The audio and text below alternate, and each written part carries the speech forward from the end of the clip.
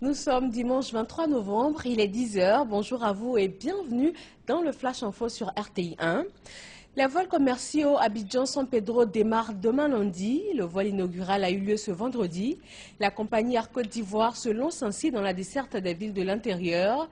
Elle dispose pour cela de 2 nouveaux avions. Ils ont coûté 23 milliards de francs CFA à l'État de Côte d'Ivoire.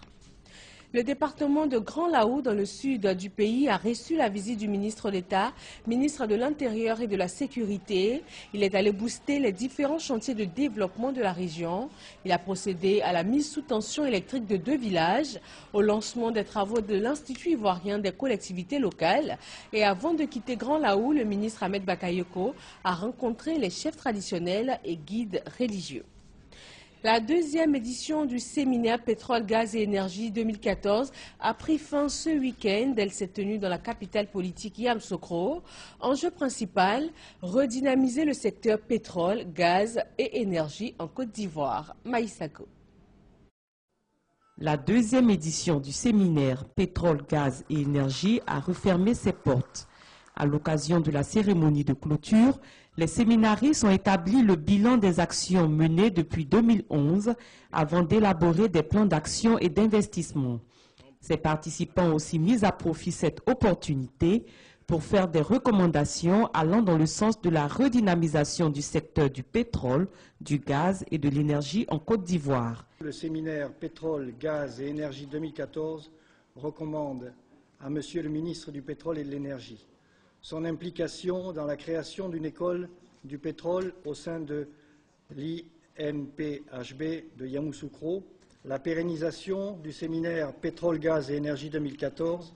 Au dire du ministre du Pétrole et de l'Énergie, Adama Toungara, la mise en œuvre de ces recommandations devrait permettre de jeter les bases d'une industrie pétrolière et énergétique forte qui va contribuer à la prospérité économique du pays. De l'exploitation des ressources pétrolières et gazières à l'augmentation de la production d'électricité, il faudrait un investissement d'environ 12 000 milliards de francs CFA pour les deux secteurs, hydrocarbures et électricité. Les participants au séminaire disent être satisfaits des travaux. Nous avons eu des experts de tous les domaines qui nous ont apporté énormément en termes de propositions. Je suis très heureux parce que les recommandations de ce séminaire ont mis en exergue l'aspect de la formation des ressources humaines. Pétrole, gaz et énergie, quelle contribution à l'émergence de la Côte d'Ivoire? Tel est le thème du séminaire cette année. La prochaine rencontre est prévue en 2016. L'annonce d'un gouvernement de transition au Burkina Faso est reportée à aujourd'hui dimanche. Les négociations ayant pris beaucoup de retard, le cabinet ministériel intérimaire devrait donc être connu cet après-midi. Le report interviendrait pour des raisons organisationnelles.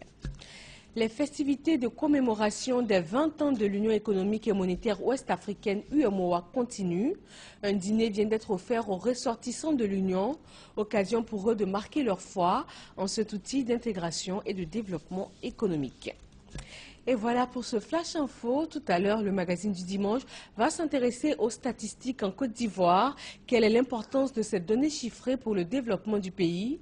La Côte d'Ivoire dispose-t-elle de statistiques dans tous les secteurs d'activité? Sont-elles fiables? Restez avec nous sur RTI 1 pour avoir ces réponses. À tout à l'heure, 13 h.